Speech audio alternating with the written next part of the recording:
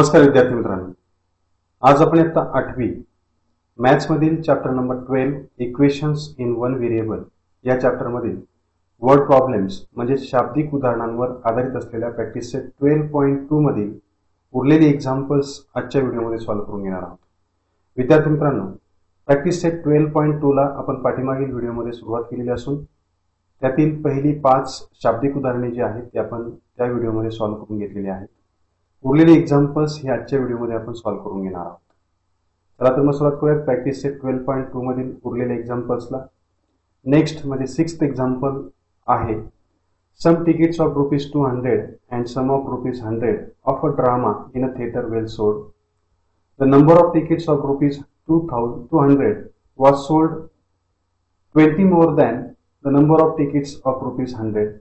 The total amount received by the theatre by the sale of tickets was ₹37,000. Find the number of ₹100 tickets sold. म्हणजे एका नाटकाची 200 रुपयाची आणि काही 100 रुपयांची तिकीटं एका थिएटरमध्ये, सभागृहामध्ये, नाट्यगृहामध्ये विकली गेलेली आहेत. त्यामध्ये 200 रुपयाची तिकीट जी आहेत ती 100 रुपयांच्या तिकिटांपेक्षा 20ने जास्त विकली गेलेली आहेत. या सर्व तिकिटांच्या विक्रीतून त्या नाट्यगृहाकडे 37,000 रुपये जमा झालेले असतील तर 100 रुपयांची किती तिकिटे विकली गेली आहेत असा प्रश्न आपल्याला विचारलेला आहे. म्हणजे या ठिकाणी 2 वेगवेगळ्या प्रकारची किमती असलेल्या तिकिटांची विक्री झालेली असून त्यांच्या संख्येमधला जो संबंध आहे तो संबंध आपल्याला या ठिकाणी सांगितलेला आहे की 200 रुपयांची तिकिटं ही 100 रुपयांच्या तिकिटांपेक्षा 20ने जास्त खपली गेलेली आहे आणि त्यातून जमा होणारी रक्कम जी आहे ती आहे 37,000 रुपये. तर 100 रुपयांची किती तिकिटं विकली गेली ते आपल्याला शोधायचं आहे. मग कमी विकले गेलेल्या तिकिटांची तिकिटं जी आहेत ती 100 रुपयाची आहेत. ती संख्या आपण काहीतरी या ठिकाणी मानून घेऊयात.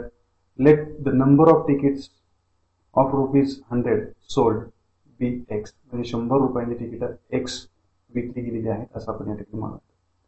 100 रुपयांच्या तिकिटांपेक्षा 20ने जास्त 200 रुपयांची तिकिटं विकली गेलेली आहेत. याचा अर्थ 200 रुपयांच्या तिकिटांची संख्या शोधण्यासाठी आपल्याला एक्स मध्ये 20 हे ऍड करावं लागतील, मिळवावे लागतील. Therefore, the number of tickets of ₹200 sold be x plus 20. आता विद्यार्थी मित्रांनो, एक्सच्या स्वरूपामध्ये 100 रुपयांची आणि 200 रुपयांची तिकिटं विकली गेलेली संख्या आपल्या समोर आहे. जर 100 रुपयांची 5 तिकिटं विकली गेली असती तर त्यातून 100 गुणिले 5 म्हणजे 500 रुपये जमा झालेले असते.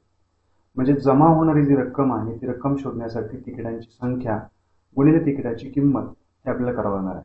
या दोनही तिकिटांच्या विक्रीमधून त्या थिएटरकडे 37,000 रुपये जमा झालेले आहेत. म्हणून ही जी कंडिशन आहे ती कंडिशन वापरून आपण एक इक्वेशन म्हणूयात. The amount received by the sale of tickets of ₹100 it is 100 into number of tickets that means x, that means 100x rupees. म्हणजे 100x रुपये 100 रुपयांच्या तिकिटाच्या विक्रीतून त्या थिएटरकडे जमा झालेले असतील. Similarly the amount received by the sale of tickets of ₹200 is ₹200 into x plus 20. X plus 20 is the number of tickets sold of ₹200. म्हणजे x अधिक 20 ही 200 रुपयांच्या तिकिटांची विकल्या गेलेली संख्या आहे. म्हणून त्यातून मिळणारी जी रक्कम आहे ती रक्कम शोधण्यासाठी 200 गुणिले तिकीट संख्या आपण या ठिकाणी घेतली. आता या ठिकाणी आपण दोघांचा गुणाकार करून घ्या. 200 into x that means 200x plus 200 into 20 that means 4,000. ही रक्कम 200 रुपयांच्या तिकिटांच्या विक्रीतून आलेली रक्कम किंवा जमा झालेली रक्कम असणार आहे. या दोनही रकमांची जी बेरीज आहे ती बेरीज असणार आहे 37,000. Total amount received by the theatre by the sale of tickets म्हणजे त्या सर्व तिकिटांच्या म्हणजे 100 रुपयांच्या आणि 200 रुपयांच्या तिकिटांच्या विक्रीतून 37,000 रुपये जमा झालेले आहेत. आपण एक्सच्या स्वरूपामध्ये जमा झालेली रक्कम या ठिकाणी मिळवलेली आहे. या दोघांची बेरीज म्हणजे 37,000 असणार आहे. Therefore, from the given condition we can say that 200x plus 200x plus 4,000 is equal to 37,000. म्हणजे या दोन रकमांची बेरीज ही 37,000 असणार आहे. 100x plus 200x is 300x plus 4,000 is equal to 37,000. Transfer 4,000 to the right hand side. 300x is equal to 37,000 minus 4,000 that means 300x is equal to 33,000. Transfer 300 to the right hand side, we get x is equal to 33,000 divided by 100, that means x is equal to 110, and x is the number of tickets of ₹100 sold. म्हणजे ही x म्हणजे 100 रुपयांच्या तिकिटांची विक्री झालेल्या तिकिटांची ही संख्या असणार आहे. Therefore our answer is the number of ₹100 tickets sold is 110. म्हणजे 100 रुपयांची 110 तिकीट विकली गेलेली आहे. या ठिकाणी आपल्याला उदाहरणामध्ये कंडिशन समजली असेल तर एक्झाम्पल सहज सोडवता येतं. नेक्स्ट 7th एक्झाम्पल आहे. Of the three consecutive natural numbers, 5 times the smallest number is 9 more than 4 times the greatest number. Find the numbers. आता या ठिकाणी दोन कंडिशन्स आहेत. पहिली कंडिशन आहे these three numbers are consecutive natural numbers, म्हणजे त्या लगतच्या नैसर्गिक संख्या आहेत. आणि दुसरी कंडिशन त्यांनी सांगितली त्यापैकी सर्वात लहान जी संख्या आहे तिची 5 पट ही सर्वात मोठ्या संख्येच्या 4 पटीपेक्षा 9 जास्त आहे. या दोन कंडिशनवरून आपल्याला इक्वेशन्स म्हणावे लागतील. नेहमी लक्षात ठेवा, नॅचरल नंबर, होल नंबर किंवा इंटिजर्स जर असतील आणि ते जर कॉन्सिक्युटिव्ह असतील तर त्यांच्यामधला लगतच्या दोन नंबर्स मधला जो डिफरन्स आहे तो डिफरन्स 1 असणार आहे. म्हणजे नेक्स्ट नंबर हा 1 ने इन्क्रीज होणार आहे, 1 ने वाढणार आहे. म्हणजे जर समजा आपण पहिली नैसर्गिक संख्या x मानली तर लगतची दुसरी संख्या जी आहे ती असणार आहे x अधिक 1, तिसरी असणार आहे x अधिक 2. या आपण एक्सच्या स्वरूपामध्ये किंवा इतर चलांच्या स्वरूपामध्ये आपण त्या अझूम करून घेऊयात. Let 3 consecutive natural numbers be x, x+1 and x+2. म्हणजे त्या नैसर्गिक संख्या ज्या आहेत त्या नैसर्गिक संख्या आपण x, x+1 अँड x+2 अशा 3 संख्या आपण ज्या लगतच्या आहेत त्या मानून घेऊयात. आता यांच्यामध्ये आपल्याला एक कंडिशन सांगितलेली आहे की ही सर्वात लहान संख्या असेल आणि ही सर्वात मोठी संख्या असेल. या लहान संख्येची 5 पट जी आहे ती मोठ्या संख्येच्या चौपटीपेक्षा 9 ने जास्त आहे. Therefore, from the given condition we can say that 5x, 5 times the smallest number, is equal to 4 times the biggest number, 4 into x+2 plus 9. म्हणजे लहान संख्येची 5 पट ही सर्वात मोठ्या संख्येच्या चौपटीपेक्षाही 9 ने अधिक आहे. हे इक्वेशन बॅलन्स होण्यासाठी इकडची जी 4 पट आहे मोठ्या संख्येची ती 9 ने लहान असल्यामुळे या ठिकाणी आपण +9 केलेलं आहे. दिस इज द इक्वेशन. आता हे इक्वेशन आपण सॉल्व्ह करूया. 4 ने आतमध्ये मल्टिप्लाय करून घेऊ. 5x is equal to 4x plus 8 plus 9. या ठिकाणी 4 ने आतमध्ये मल्टिप्लाय करून 4x ट्रान्सफर करून लेफ्ट हँड साईडला घेऊयात. 5x minus 4x आणि या दोघांची साइन सेम असल्यामुळे त्यांची ॲडिशन आली 17. या दोघांचं सबट्रॅक्शन असणार आहे x is equal to 17. This x is the first natural number. Then we can say that first number is equal to x is equal to 17. Second number is equal to x plus 1. We assume the second number as x plus 1. That means replace x by 17. 17 plus 1 is equal to 18. This is the second number, second consecutive natural number. Third consecutive natural number is x plus 2. That means 17 plus 2 it is 19. That means these three numbers are 17, 18 and 19. These three consecutive natural numbers are 17, 18 and 19. This is our answer. Simple example. Next example आपण पाहूयात. 8th.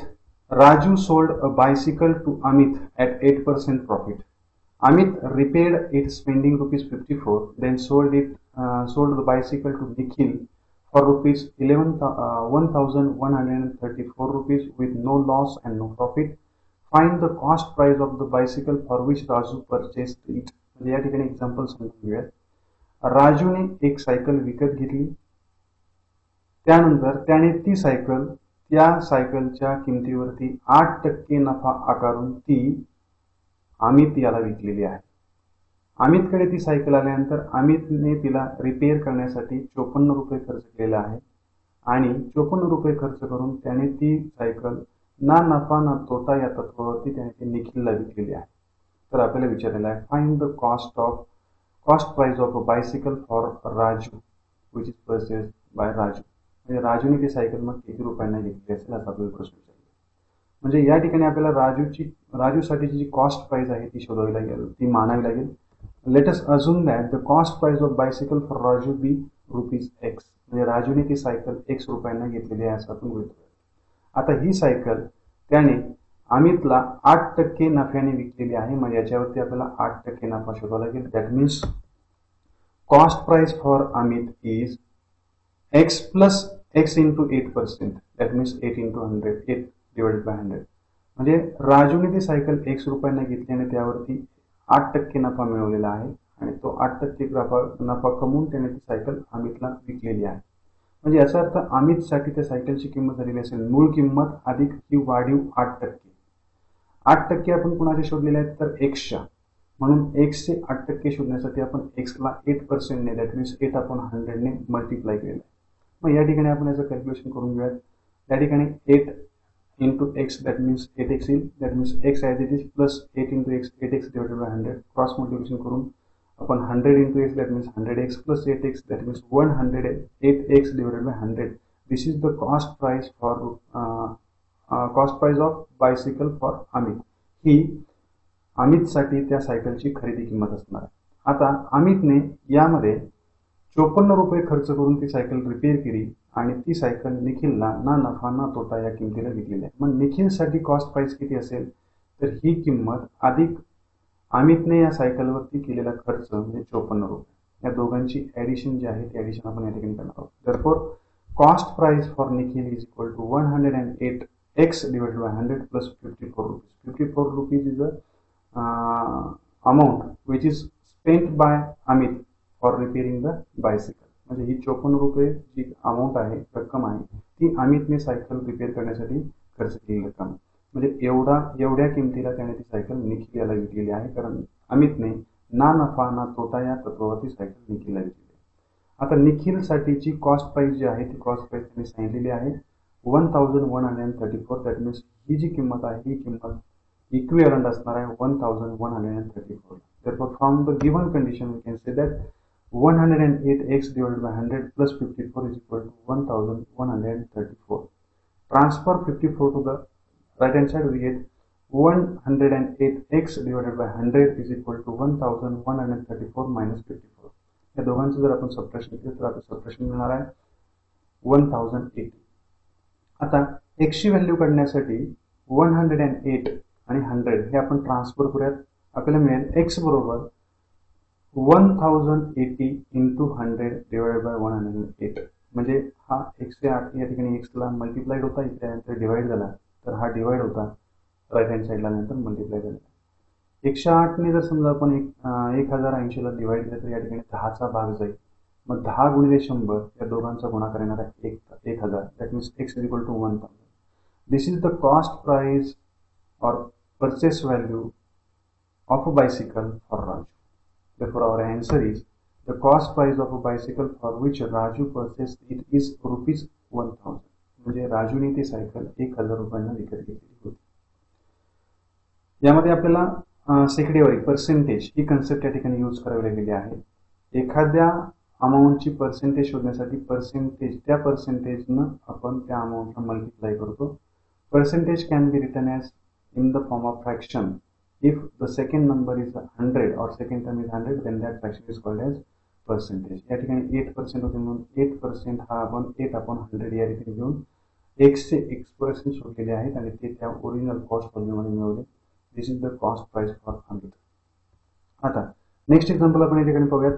A cricket player scored 180 runs in the first match and 257 runs in a second match. Find the number of runs he should score in the third match so that the average of runs in 3 matches will be 230. म्हणजे एका क्रिकेटपटूने पहिल्या सामन्यामध्ये 180 run केलेले आहेत, दुसऱ्या सामन्यामध्ये 257 run केलेले आहेत. तर त्याने तिसऱ्या सामन्यामध्ये किती रन्स करावेत, किती धावा करावेत की जेणेकरून तीनही सामन्यांमधील धावांची जी सरासरी आहे ती सरासरी 230 होईल.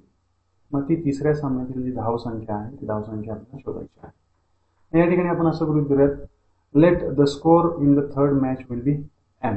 आपण एम हे व्हेरिएबल वापरले. प्रत्येक वेळी आपण एक्स हे व्हेरिएबल वापरलंच पाहिजे असं काही नाही. या ठिकाणी आपण एम हे व्हेरिएबल वापरले.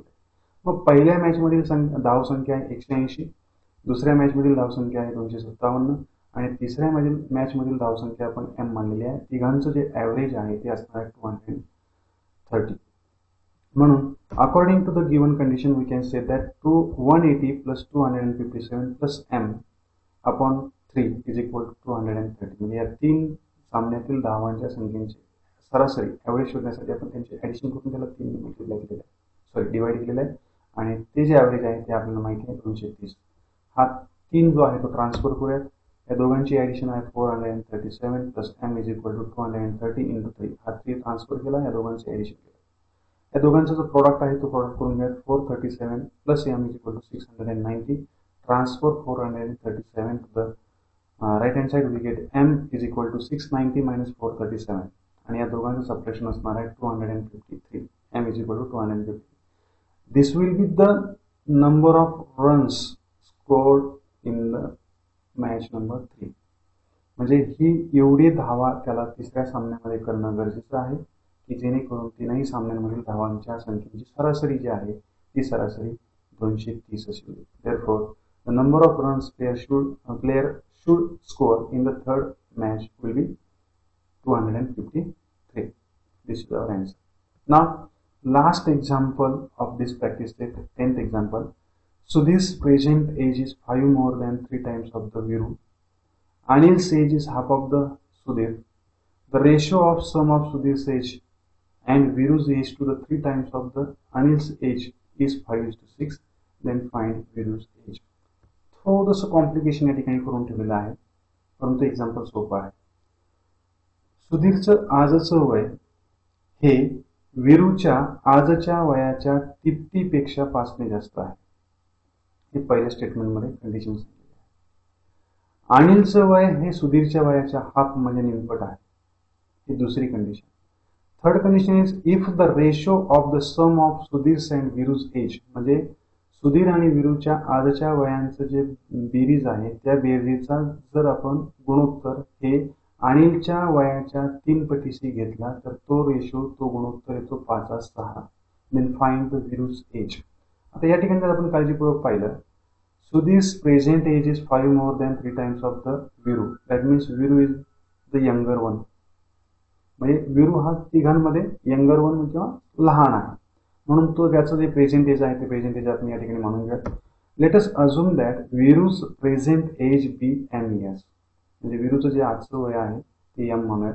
आता सुधीरचं जे वय आहे ते सुधीरचं वय विरूच्या वयाच्या तिप्पटीपेक्षा 5 ने जास्त आहे. That means therefore Sudhir's present age is 3 into m, that means 3m plus 5. म्हणजे विरूच्या आजच्या वयाच्या तिप्पटीपेक्षा 5 ने अधिक हे सुधीरचं वय झालं. त्यानंतर अनिलचं जे वय आहे ते अनिलचं वय हे सुधीरच्या वयाच्या निमपट आहे, म्हणजे याचे निमपट आपल्याला करावं लागेल. Anil's present age is equal to 3m plus 5 divide by 2, याच्या निमपट इयर्स. आता according to the given condition या दोघांच्या वयांची बेरजेच अनिलच्या वयाच्या तिप्पटीशी घेतलेलं जे गुणोत्तर आहे ते गुणोत्तर 5:6 आहे. तर ते गुणोत्तर मांडताना आपण काळजीपूर्वक थोडंसं या ठिकाणी मांडणी करूया. Sum of Viru's and Sudhir's age is 3m plus 5 plus m. या दोघांच्या वयांची बेरीज, यांचा जो रेशो आहे तो रेशो घ्यायचा आहे आपल्याला अनिलच्या या प्रेझेंट एजच्या तिप्पटीशी. 3 into 3m plus 5 divide by 2. It is the age of Anil, this is age of Sudhir and this is age of Viru. या दोघांच्या वयांची जी बेरीज आहे, सम आहे, ती अनिलच्या वयाच्या तिप्पटीशी यांचं गुणोत्तर घेतलेलं आहे आणि हे गुणोत्तर येणार आहे 5:6. या ठिकाणी आपण 3 ने मल्टिप्लाय करून घ्यात. या ठिकाणी ॲडिशन करून घ्यात. 3m plus m it is 4m plus 5. हा जो रेशो आहे तो रेशो फक्त मी या स्वरूपात मांडण्याऐवजी डिवायडेड बाय असा मांडलेला आहे आणि या 3 ने आतमध्ये मल्टिप्लाय करून घ्या. 3 into 3m 9m plus 3 into 5 it is 15 divide by 2 is equal to 5:6.